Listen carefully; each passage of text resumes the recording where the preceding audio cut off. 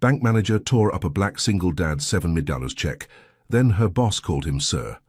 The morning started the way most of Darian Cole's mornings started, with a small hand tugging at his sleeve. "Dad, you forgot your coffee again." Darian looked down at his son, Theo, 7 years old, standing in the doorway of their kitchen holding a travel mug like it was the most important thing in the world. Because to Theo, it was. He'd watched his father run out the door without it 3 days in a row, and Theo Cole was not a boy who let things slide. "What would I do without you?" Darian said, taking the mug. Theo shrugged. "Probably fall asleep at a red light." Darian laughed. A real laugh, the kind that started in the chest. He pulled his son into a quick hug, kissed the top of his head, and grabbed his jacket off the hook by the door. It was a plain jacket, grey, a little worn at the cuffs. He'd had it for 4 years. It didn't match what was folded inside the envelope in his breast pocket. Nothing about Darian Cole's outside matched what was on the inside. That had always been true. He'd learned to be comfortable with the gap. The Hartwell First National Bank on Claremont Avenue was the kind of place that made you feel underdressed just walking through the door. The floors were marble, real marble, not the imitation kind they used in the newer buildings downtown. The ceilings were high. The lighting was warm but deliberate, the way lighting in expensive places always was, designed to make you feel like you were being watched and evaluated before you'd said a single word. Darian walked in holding Theo's hand. Theo looked up at the ceiling. "It's like a museum." "Kind of," Darian said. "Do we have to be quiet?" "We're going to try." The lobby was busy for a Tuesday. A dozen or so employees moved behind the long reception counter, most of them in matching dark blazers with the bank's logo on the lapel. Customers stood in a loose line, waiting. A few people sat in leather chairs near the window, filling out forms on clipboards. Darian took his place in line. Theo stood close, leaning slightly against his father's leg, watching everything with the calm, curious attention of a child who had been taught to observe before he spoke. They waited 12 minutes. When they reached the counter, the woman who stepped up to serve them did not smile. She was in her mid-40s, blonde hair cut sharp at the jaw, a name tag that read M. Aldrin, branch manager. She looked at Darian the way some people look at a car that's parked slightly over the line, not with anger exactly, but with the particular irritation of someone who has already decided you're an inconvenience. "Next," she said, even though Darian was already standing right in front of her. "Good morning," Darian said. "I need to make a deposit." "Account number?" He gave it to her. She typed. Her expression didn't change. "And what are you depositing today?" Darian reached into the envelope and slid the check across the counter. Monsieur Aldrin picked it up. She looked at it. Something shifted in her face, not surprise exactly, more like offense, like the check itself had done something wrong simply by existing. $7 million, she said. "Yes, ma'am." She looked up at him, then at Theo, then back at the check. "Where did this come from?" Darian kept his voice even. "Her business settlement. The account information is all on the check. You can verify it." "I intend to." She said it like a warning. She picked up the phone behind the counter and made a call. Darian waited. Theo tugged gently at his sleeve, and he looked down.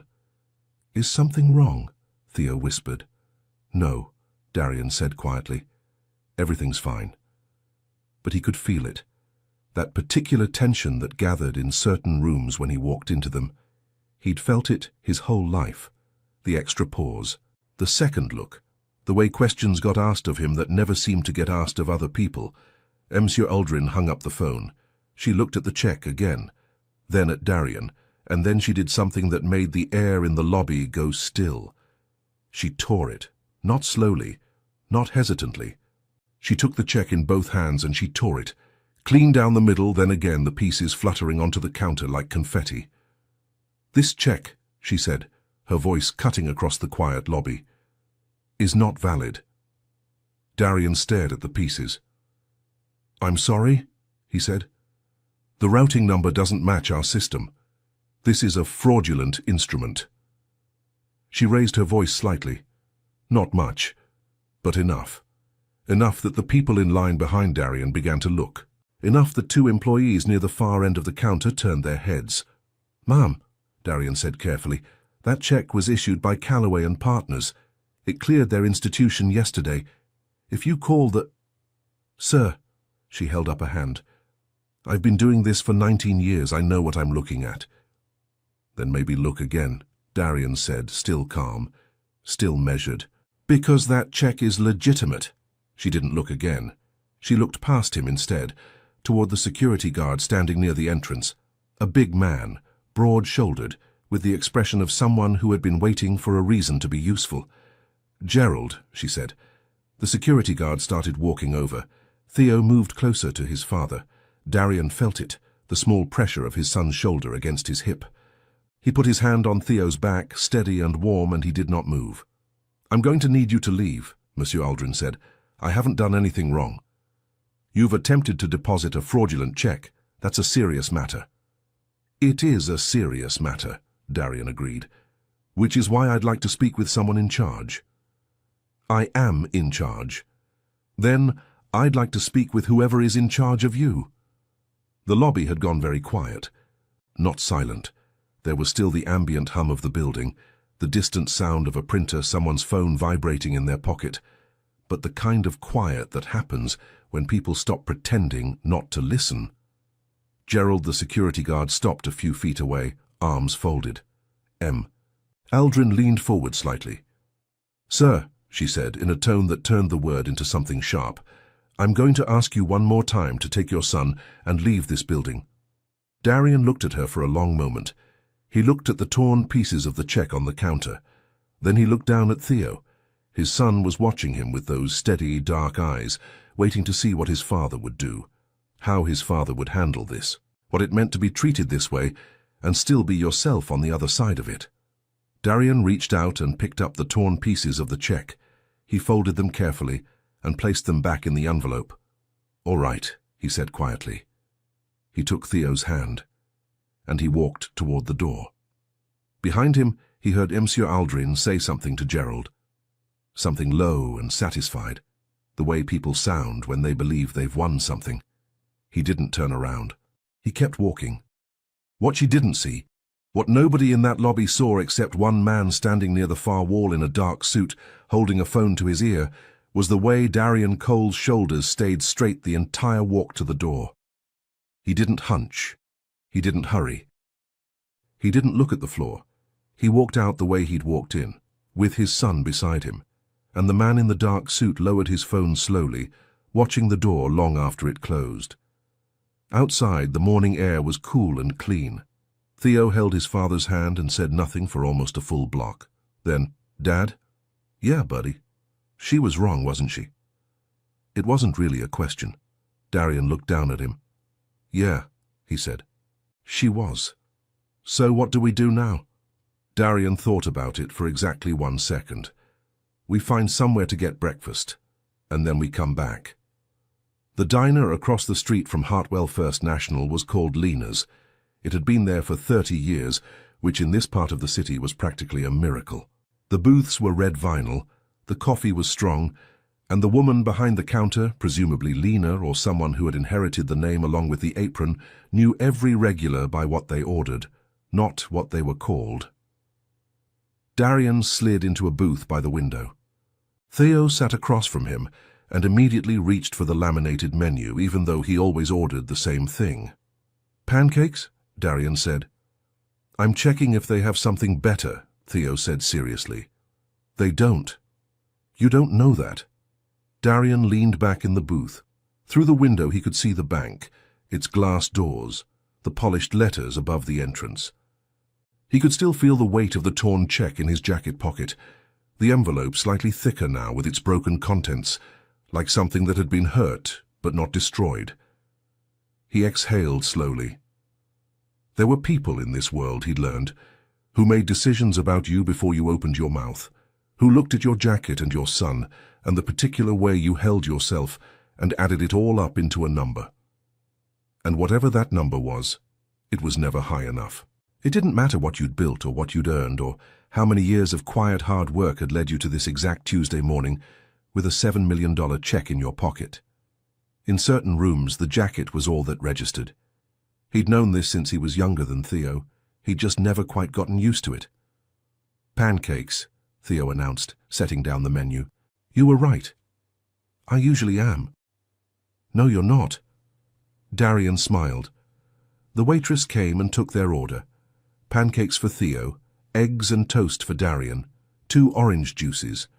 She was fast and unbothered, the way good diner waitresses always were, and she called Theo sweetheart when she handed him a small paper cup of crayons, along with the kids' menu to draw on.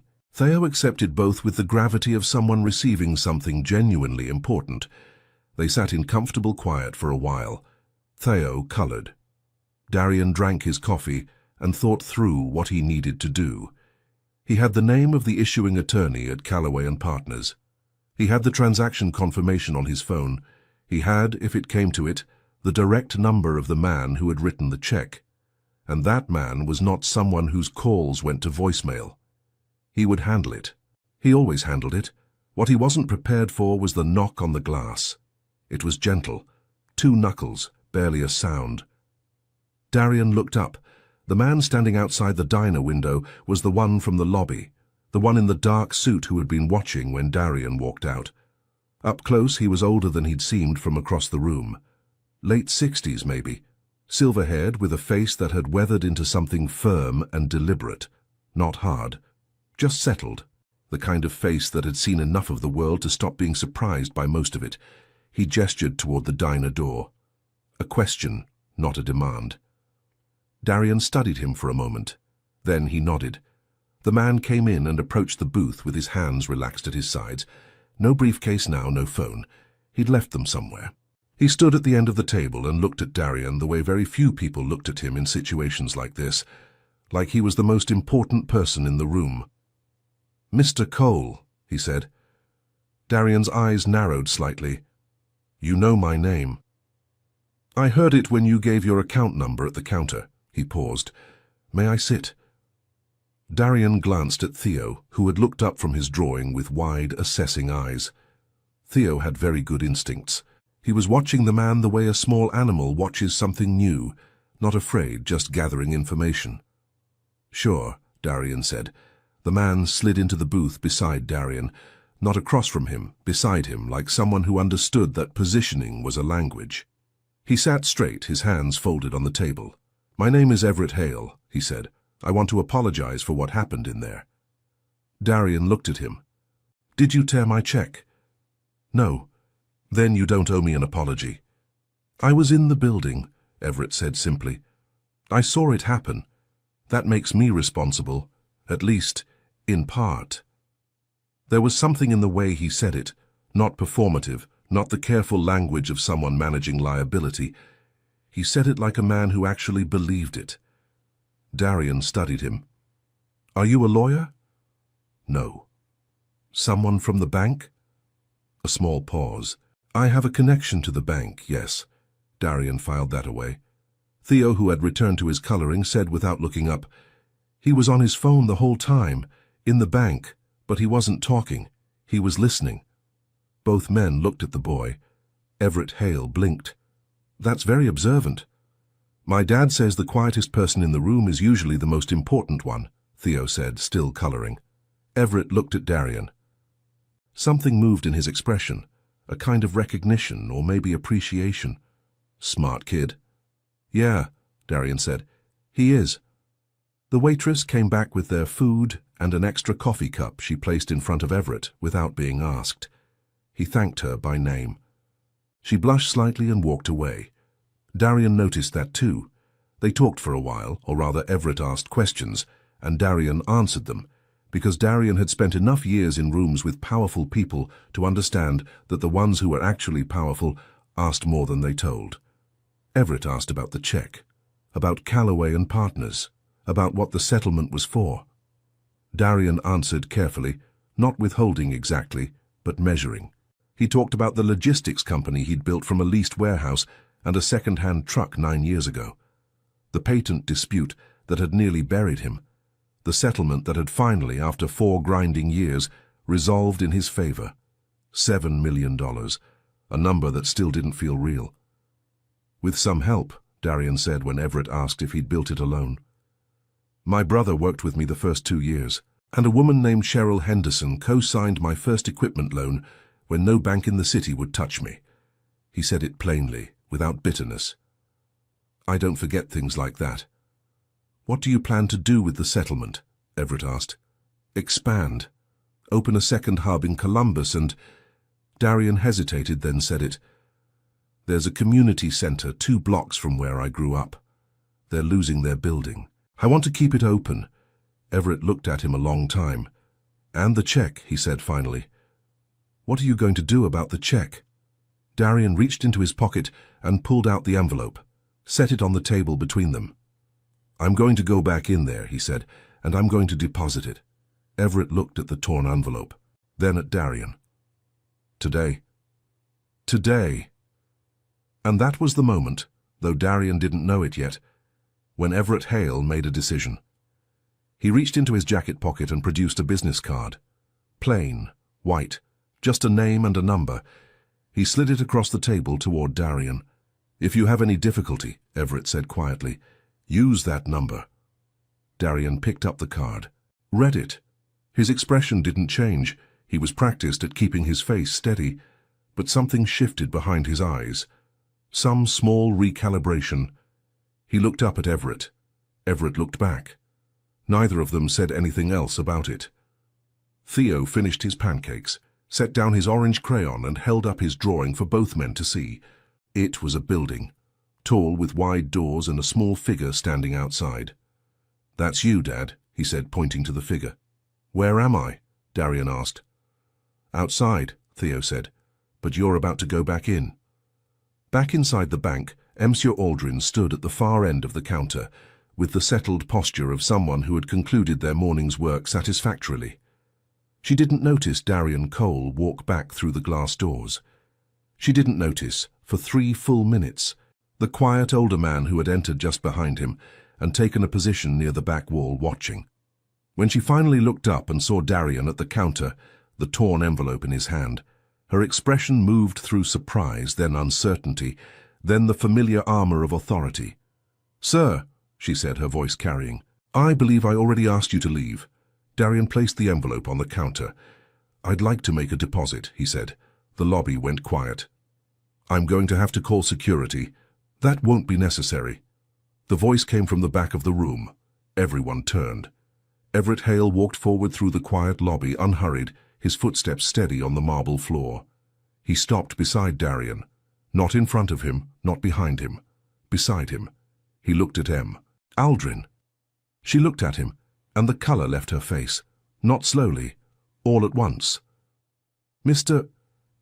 Hale, she said. Her voice had lost its edge. I didn't realize you were... I know you didn't, he said. He said nothing else. He simply stood there, beside Darian Cole in the quiet marble lobby, and let the silence do its work. Monsieur Aldrin looked at Darian, then at the torn envelope, then back at the man standing beside him. Gerald, the security guard who had started to move, stopped. The colleague M. Aldrin had been speaking with took a careful step backward. Somewhere near the front of the line, a woman cleared her throat, and Everett Hale, without raising his voice, without making a speech, without doing anything theatrical at all, looked at Monsieur Aldrin and said, Process his deposit, all of it. M. Aldrin reached for the torn pieces of the check with hands that were not quite steady. The lobby remained very, very quiet. Theo stood beside his father, watching everything, and slipped his small hand into Darian's. Darian held it. He didn't look at Em. Aldrin. He didn't look at Gerald. He looked straight ahead, at nothing in particular, the way a man looks when he has been waiting a very long time for something that should have been simple from the start. The deposit went through in 11 minutes. 11 minutes, which was exactly how long it took Monsieur Aldrin's hands to stop shaking enough to work the keyboard properly. Nobody mentioned that. It would have been cruel, and there had already been enough cruelty in this building today. The receipt printed.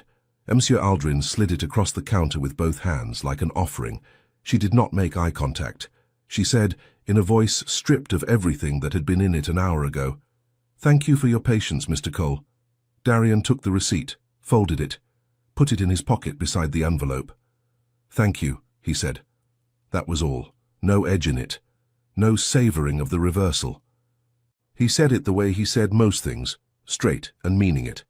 He took Theo's hand. They turned toward the door. Everett Hale followed them out. On the sidewalk, the city moved around them the way it always does, indifferent and loud and alive, completely unaware of what had just happened inside that marble building. A cab honked. A woman walked by eating a breakfast sandwich. Two men in hard hats stood arguing cheerfully about something on their phones. Darian stopped and turned to face Everett. "Who are you?" he asked. It was a direct question. Darian was a direct man. Everett looked at him calmly. "I told you my name." "I know your name. I'm asking who you are." He held up the business card, still in his hand from earlier. "Everett Hale. This doesn't have a title on it, doesn't have a company. Just a number." "Most of what matters about a person can't fit on a card," Everett said. Darian studied him. "You walked into that bank, and a branch manager who had just thrown me out nearly fell over herself." "Yes. And you're going to tell me that's just because you're a friendly older gentleman who happened to be in the neighborhood?" Everett Hale looked at him for a moment. Then, for the first time since he'd knocked on the diner window, he smiled, a real one, slow and genuine. "I'm going to tell you," he said, "that what happened this morning was wrong, and that the check is deposited now, and that's enough for today." Darian didn't push. He'd met men like this before, men who dealt in understatement the way other men dealt in loud declarations. He knew which kind tended to have actual weight behind their words. "Thank you," Darian said again. Everett nodded. They shook hands, firm, brief, two people who had both learned early that a handshake either means something or it doesn't. Theo, standing at his father's side, stuck out his own hand toward Everett. Everett looked down at the small, serious boy offering a handshake, and something shifted in his face, something almost tender, though he kept it contained. He shook Theo's hand. "You know what, son?" Everett said. "What?" Theo asked. "Your father is a very good man." Theo nodded slowly, as though this was information he already possessed, but was glad someone else had figured out. "I know," he said. Everett Hale laughed, a short, surprised sound, like something he hadn't expected to do. He looked at Darian one more time. Then he turned and walked back toward the bank. At the door he stopped. Without turning around, he said, "That center you mentioned, the one 2 blocks from where you grew up." Darian stood still. "What about it?" he said. Everett held the door. "It's been trying to get a donor for the building purchase for 8 months. Nobody's come through." A pause. "I'm familiar with the situation." And then he walked inside and the door swung shut behind him. Darian stood on the sidewalk for a long moment. Theo looked up at him. "What does that mean?" Darian turned it over in his mind, the card in his hand. The way Everett had said, "I'm familiar with the situation," not like someone who'd read about it, but like someone who had been watching it. "It means," Darian said slowly, "that I need to make a phone call." He made it that evening. Theo was asleep by 8:30, which was early for him, but he'd eaten an enormous lunch after the diner situation and spent the rest of the afternoon helping Darian reorganize the filing cabinets in the home office, which was apparently very tiring work for a 7-year-old. Darian sat at the kitchen table with the card in front of him. The light was on above the stove. The rest of the house was dark. He dialed. It rang twice. "Hale," said the voice. "It's Darian Cole," Darian said. "I was told to use this number if I had difficulty." "The deposit went through," Everett said. "I confirmed it this afternoon. That's not why I'm calling." A pause. "All right," Everett said. "The community center," Darian said. "Bridges and beyond, on Crescent Street. You said you were familiar with the situation." "I am." "How familiar?" A longer pause this time. "I sit on the board of the Hale Foundation," Everett said. "We've been reviewing their application for 6 months. The building purchase would cost approximately $1.2 million. We haven't been able to approve it." Darian was quiet. "Why not?" he asked. "Because the foundation's mandate requires matching funds. They'd need half from a private donor and half from us. They haven't been able to find the private donor." Darian looked at the receipt in his shirt pocket, still folded there from the bank, the deposit confirmation. $7 million. More money than he'd held in his whole life combined. Made real this morning in the worst possible way, and then made real again in the best possible way, in an 11-minute reversal in a marble lobby. He thought about the center, about the weight room with the second-hand equipment, about Ms. Patricia, who had run the after-school program for 20 years and who had called him personally when she heard the building was at risk. He thought about the version of himself at 12 years old, sitting in that building at a table with a chess set across from a man who'd made time for him every Thursday afternoon. 600,000, Darian said. Silence on the other end. Mr. Cole. I want to be the private donor, Darian said. 600,000. Your foundation matches it. The building gets bought. Ms. Patricia keeps her program running. That's the deal. Everett Hale was quiet for a full 10 seconds. Then he said, You haven't even confirmed your deposit cleared. I know it cleared, Darian said. You told me. Another silence. A different kind this time. You know, Everett said slowly, most people who get a $7 million settlement spend the first few days figuring out how to protect it. I know how to protect it, Darian said. I've been protecting things my whole life. The line was quiet. Then, I'll call the foundation's director in the morning. Thank you, Darian said. No, Everett said. Thank you. They hung up. Darian sat at the kitchen table in the quiet house for a while. The refrigerator hummed. Somewhere outside, a dog barked once and then stopped. He thought about the morning, the torn check, the lobby, Aldrin's face when Everett walked toward her. He thought about Theo's drawing, the small figure standing outside the building, about to go back in. He thought about how different things looked from the outside of a room versus the inside of one. And then he did what he always did when the day had been too much to carry easily. He got up, walked down the hall, pushed open Theo's door just enough to look in. Theo was asleep on his side, one arm curled under his pillow, breathing slow and even. Darian watched him for a moment. What would I do without you, he'd said that morning. The question wasn't rhetorical. He pulled the door almost closed and went back to the kitchen to finish his coffee. What Darian Cole did not know, in the quiet of his kitchen that night, was that three things were happening simultaneously in other parts of the city. The first, Everett Hale was not in fact going to sleep yet. He was on another call, a long one, to a number he didn't dial often, to a man who answered with, I wondered when you'd call.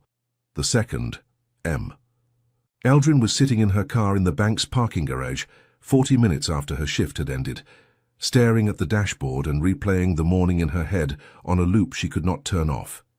And the third, which would matter most, though not until tomorrow, was that Monsieur Aldrin had a friend, a close one, a woman named Renata Cruz, who worked in the permits office at City Hall, who had a very long memory and a very specific talent for finding things to use. And Aldrin had made the mistake, in a moment of wounded pride and need for an ally, of telling Renata everything. The next morning, Darian's phone rang at 7:14 a.m. It was not Everett Hale. It was his attorney. Darian, she said, and her voice had the careful flatness she used when things were serious. We have a problem. His attorney's name was Vivienne Okafor. She had represented Darian for 6 years, through the patent dispute, through the years of depositions and delays, and the particular exhaustion of being right in a system that made being right very expensive. She was precise, careful, and not given to alarm, which was exactly why her voice at 7:14 in the morning, carrying that deliberate flatness, made the back of Darian's neck go cold. Tell me, he said. Someone filed a fraud complaint last night with the State Banking Authority, Vivian said. They're alleging you attempted to deposit a forged instrument. Darian sat down slowly at the kitchen table. Who filed it? Anonymous, but they had details, Darian. Specific details. The check amount, the routing number, your account number. A pause. Details that would only be available to someone who handled the check. Darian was quiet for a moment. The branch manager, he said. I can't prove that yet. But it's the logical conclusion, yes? A pause. The banking authority is required to open a preliminary investigation. It's procedural. They can't just ignore a complaint. But it's going to take time, and while it's open, your deposit could be placed on hold. Darian closed his eyes. $7 million, held in limbo because a woman with wounded pride had made a phone call. How long? He asked. Could be 30 days, could be 60. Depends on how quickly we can get Calloway and partners to submit documentation directly to the authority. Vivian paused. Darian, do you have any connection to the bank itself? Anyone on the institutional side who could speak to the legitimacy of the transaction? Darian opened his eyes. He looked at the business card on the kitchen table. Yeah, he said slowly. I might. He called Everett Hale at 8 o'clock. Everett answered on the first ring. I was going to call you this morning, Everett said before Darian could speak. I already know. Darian stopped. You know? The complaint was logged at 11:42 last night. I was notified at 6 a.m. A pause. I have some experience with how this institution handles things. Then you know who filed it. Silence. I have a strong suspicion, Everett said. Darian, I need you to trust me on something. I'm listening. Do not call the banking authority. Do not issue any statements. Do not do anything today that looks like a reaction. That's a hard ask, Darian said. There's a hold on $7 million because someone decided to... I know, Everett said. I know exactly what it is. And I need you to let me handle the part of this that I'm positioned to handle. He paused. You handle the part that only you can handle. Which part is that? Stay who you are. The line went quiet. Darian stood in his kitchen, the morning light coming through the window over the sink, Theo still asleep down the hall. You're asking me to trust you, Darian said finally. Yes. I don't know you. You know enough, Everett said. You've known enough since the diner. It was true, and Darian knew it. He had learned over years of building something from nothing that certain people were load-bearing and certain people were decorative, and Everett Hale, whatever he was, whatever weight he carried, was not decorative. All right, Darian said. I'll be in touch by noon, Everett said. Take your son somewhere he likes this morning. The line went dead. They went to the Science Museum, Theo's request, 3 weeks in the asking. Darian was actively grateful for an excuse to be somewhere with no signal in his pocket and nothing to do but watch his son stand in front of a scale model of the solar system with his mouth open. Dad, Saturn has 83 moons. I know. That's so many moons. They stood there a while. Theo studied the pale ringed planet in its dark case. Maybe that's what it's like when you have a lot of problems, Theo said. You can't look at all of them at once. You just have to pick one moon. Darian looked at his son. Yeah, he said quietly. That's exactly what it's like. They ate lunch in the cafe. Darian checked his phone twice and put it away both times. At 12:09 it buzzed. A text from Everett Hale. 3 words. Come to the bank. The lobby of Hartwell First National looked exactly the same as it had 24 hours earlier. Same marble floor, same high ceilings, same warm, deliberate lighting. Same people, more or less, doing more or less the same things, except... Aldrin was not at the counter. There was a younger woman there instead, mid-30s with a careful professional expression that suggested she had been briefed on something she was still processing. And Everett Hale was standing in the center of the lobby. He was not alone. Beside him was a man Darian didn't recognize, compact, precise, in a grey suit that cost more than Darian's first truck. He had a leather folder under his arm, and the quietly devastating air of a man from a legal department. There was also a woman Darian did not recognize, older, silver-haired, with reading glasses pushed up on her head and a tablet in her hand. She was standing slightly apart, and the way the others oriented themselves near her, giving her half a step of clearance on all sides, suggested she was not someone who was given clearance. She was someone it was taken from automatically, because people understood what she was. Everett saw Darian come through the door and walked toward him. "Thank you for coming," he said. "Where is she?" Darian asked quietly. "In the conference room." Everett looked at him. "She's not going to be your problem much longer, but first, I want to introduce you to some people." He brought Darian to the woman with the silver hair. "This is Constance Mercer," he said. She's the regional director for compliance at the banking authority. Darian looked at her. Constance Mercer looked back at him with the direct, unhurried gaze of someone who had heard a great many things in her career and had learned to sort them very quickly. "Mr. Cole," she said, "I've been reviewing your case since this morning. I want to be clear with you about something." "Please," Darian said. "The complaint filed against you last night contained fabricated documentation," she said. "Someone, and I won't speculate out loud about who, altered the routing information on a digital copy of your check before submitting it to my office. The alteration was designed to make it appear as though the original check was fraudulent." She paused. It was not a sophisticated forgery. It was, frankly, the kind of thing that happens when someone acts in anger and believes they won't be looked at too closely. Darian let that land. "So, the complaint," he said, "is itself the fraudulent document," Constance said simply. "Yes?" The man in the grey suit stepped forward and handed Darian a single sheet of paper. "This is the official notification that the hold on your deposit has been released, effective as of 11 this morning. Full funds are available." Darian looked at the paper. $7 million. Available. He folded the paper carefully and put it in his jacket pocket. "Thank you," he said. Constance Mercer nodded. "There will be a formal investigation into how the complaint was filed and who bears responsibility." She looked at him steadily. "That process takes time, but I want you to understand as it will happen." "I understand," Darian said. She excused herself, and the man in the grey suit followed her toward the elevator. Darian turned to Everett. "How?" he said simply. Everett was quiet for a moment. "The bank's internal systems log every document access," he said. "Every time someone pulls an account, views a check image, prints or saves a copy, it's time-stamped and tagged." He paused. "When the complaint came in, I asked it to pull the log for your account from the prior 18 hours. Darian waited. "Monsieur Aldrin accessed your account 4 times between 9 p.m. and 11 p.m. last night," Everett said. "She downloaded the check image twice. The lobby was quiet around them. Customers moving through their ordinary Tuesday unaware." "She was so certain she was right," Darian said, not with anger, with something more like exhaustion. "She was so certain that she never stopped to think there might be consequences." "That's usually how it goes," Everett said.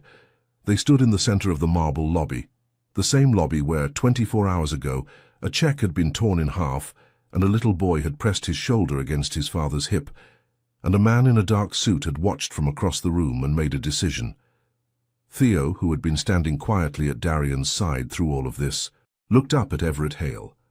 "Is the mean lady going to be okay?" he asked. Both men looked at him. Everett crouched down slightly so he was closer to Theo's level. "She's going to have to face some hard things," he said honestly. "That's usually what happens when we make choices that hurt other people." Theo considered that. "My dad says everyone has a chance to be better," Theo said. Everett looked up at Darian briefly, then back at Theo. "Your dad's right," he said. "Everyone does." He straightened. "That second hub in Columbus," he said to Darian. "Are you looking for investors?" "I'm not looking to give up control." "I'm not interested in control," Everett said. "I'm interested in what you build." The afternoon light came through the bank's front windows at a low angle, making the marble floor glow pale and gold. Darian thought about moons, about picking one, about what it meant that the one he'd picked had led him here. "Let's have that conversation," he said. Down the hall in a glass-walled conference room, MC Aldrin sat across from 2 people from the bank's HR department and 1 person from legal. On the table between them was a printed log. She was not looking at it. She was looking at her hands. And for the first time since yesterday morning, she was not sure of anything at all. 3 weeks later, on a Thursday afternoon in October, Darian Cole drove to Crescent Street. He parked in front of a building that didn't look like much from the outside. Brick facade, painted over once in a pale yellow that had been fading for years. A hand-painted sign above the door, Bridges and Beyond Community Center. The B in Bridges had been touched up recently. Someone had gone over it with a slightly brighter paint, not quite matching, but trying. Darian sat in the car for a moment. He'd spent enough time lately in offices and conference rooms and marble lobbies, enough time surrounded by people in expensive suits, talking in careful language about what things were worth and how to position them. He was grateful for it, more than grateful, honestly, because the conversations had led somewhere real. The Columbus hub was moving forward. The investor agreement had been signed, and the work he'd started from a leased warehouse 9 years ago with his brother and a second-hand truck was, improbably, genuinely growing into something. But this was the thing he'd wanted to do first. He got out of the car. Miss Patricia Dawes had been running the after-school program at Bridges and Beyond for 22 years. She was 63, small, with grey locks and reading glasses she wore on a beaded chain around her neck, and a voice that somehow filled any room she was in, regardless of its size. She met Darian at the door. "Boy," she said, which was what she'd called him since he was 12 years old, and it apparently wasn't going to change now. "Ms. Patricia," he said. She looked at him, really looked the way she'd always looked, like she was taking inventory of something more than what was visible. "You look tired," she said. "It's been a week." "It's been 3 weeks." "Fair." She stepped back and let him in. The building smelled the same as it always had. Industrial cleaner and old wood, and somewhere underneath both of those things, something that might have been paint or might have been the accumulated residue of decades of children doing crafts on long folding tables. The lights in the main hall were the old fluorescent kind, slightly too bright. The floors were scuffed in patterns that told the story of where people walked the most. In the main room, a group of kids, 8, 9, 10 years old, were arranged in chairs around a man with a chessboard, which made Darian stop walking. He stood in the doorway. The chess instructor was young, late 20s, intense in the particular way of people who loved something enough to try to give it away. He was in the middle of explaining a concept, a fork maybe, or a pin, and the kids were watching with the mix of focus and confusion and sudden breakthrough that Darian remembered from his own time in these chairs. He watched for a moment. He had been that kid. He was going to make sure there were still chairs for kids like that. The documentation had been finalized the previous Friday. Darian's donation of $600,000 to the Bridges and Beyond Building Fund, matched by the Hale Foundation for the remaining $600,000. The building, which had been operating on a month-to-month lease for the past year, its owner unwilling to extend, the timeline on eviction narrowing, had been purchased outright. Bridges and Beyond owned its building now. When Darian had signed the paperwork, Everett Hale had been there. It was the 4th time they'd been in the same room in 3 weeks, and the first time Darian had seen the man look genuinely, uncomplicated, happy. "Why does this one matter so much to you?" Darian had asked him, signing the last page. "My father came to this country with nothing," Everett said. "He learned to read at a program in a building not unlike this one." A pause. "Some things you earn the right to say." Ms. Patricia handed Darian a coffee in a mug that said, "World's Okayest Fundraiser." She'd been using it for a decade. "Tell me what happened," she said. "All of it," he told her. The check, M. Aldrin, Theo pressing against his hip as they walked out. The diner, the man who knocked on the glass, the fraud complaint, the compliance director, the log. She listened, without interrupting. When he finished, she said, "That boy of yours, he picked one moon." Darian looked up. "He picked one moon and it was you. You picked one moon and it was him." She smiled, slow and real. The rest was just dominoes. He was in the parking lot when his phone rang. He looked at the screen. A number he didn't recognize. Not Everett's, not Vivian's, not anyone in his contacts. He answered. "Mr. Cole," said a voice. It was a woman's voice. Careful, stripped down, recognizable despite everything, because voices are like that. They carry something that words don't. M. Aldrin. Darian stood in the parking lot of Bridges and Beyond and held the phone. "I'm here," he said. A pause. "I'm not calling to ask for anything," she said. "I wanted to say that what I did was wrong, not just professionally. The way I looked at you, before you said a single word. I was wrong." Somewhere inside the center, a kid laughed, big and surprised, the kind that happens when someone figures something out. "I know you're facing an investigation," Darian said. "I'm not going to make that easier or harder. That's between you and the people who need to sort it out. I understand. But I hear you, he said, and I appreciate the call. A silence. Your son, Monsieur Aldrin said. When he looked at me right before you left, he didn't look angry. He just looked. I keep thinking about that. He's 7. He doesn't know how to look at people through things yet. Maybe that's the thing we lose, she said. He let the call end. She had called. She had said the words. He'd learned long ago not to place too much weight on the moment people realized things. Realizing wasn't the same as changing, but it was something. On a Tuesday in November, Darian Cole walked into Hartwell First National Bank. Theo was not with him this time. He was at school in the middle of a science project about ecosystems, which he took very seriously.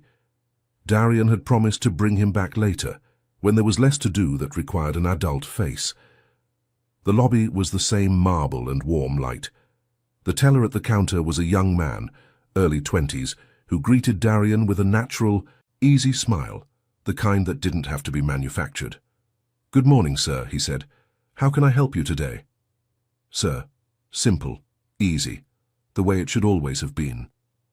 Darian placed an envelope on the counter. "I'd like to make a deposit," he said. "Of course." The young man reached for the envelope. "Account number?" Darian gave it. The teller opened the envelope, looked at what was inside. His eyes went slightly wide, not dramatically, just briefly, the involuntary response of someone looking at a number larger than their usual Tuesday. He composed himself. "I'll just need to verify this with my manager." "Of course," Darian said. He waited. 3 minutes later, a man came out of the back office. Not Monsieur Aldrin. Someone new, younger, with an open expression and a handshake that was direct without being theatrical.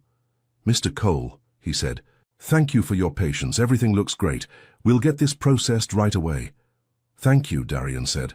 He looked around the lobby while he waited. The marble floor, the gold fixtures, the people moving through their ordinary Tuesday in an ordinary building where, 3 weeks ago, something that should have been simple had been made very hard.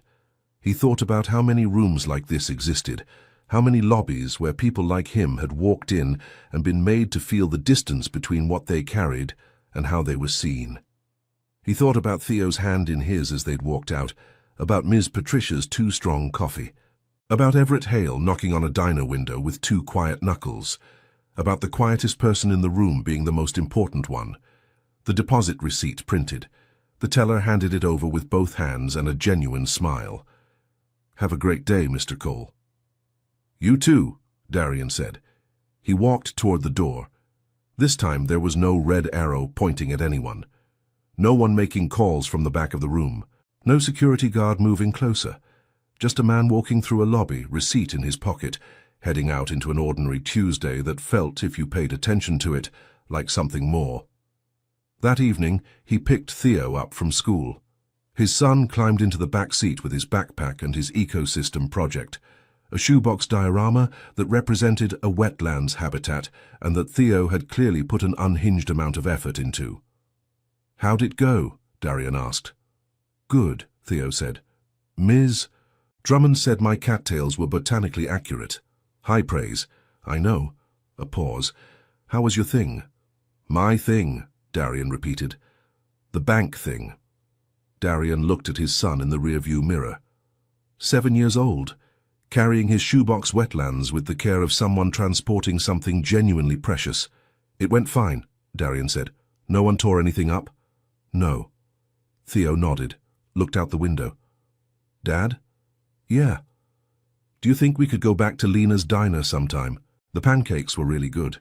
Darian smiled. "Yeah," he said. "We can do that." "Can we bring Mr. Hale?" Darian thought about it. About a man who had knocked on a glass window and asked to sit down and folded his hands on a table and said some things you earned the right to say. "I'll ask him," Darian said. Theo turned back to the window, satisfied. They drove home in the easy quiet of a day that had, against the odds, been simple. The kind of quiet that doesn't happen by accident, the kind that gets built slowly by people who decide, again and again, in lobbies and diners and parking lots and kitchen tables and science museums, to be exactly who they are, even when it costs them, especially when it costs them. Somewhere across the city, in a building that now belonged to itself, the lights in Bridges and beyond were on. They would be on tomorrow too, and the day after that. The end.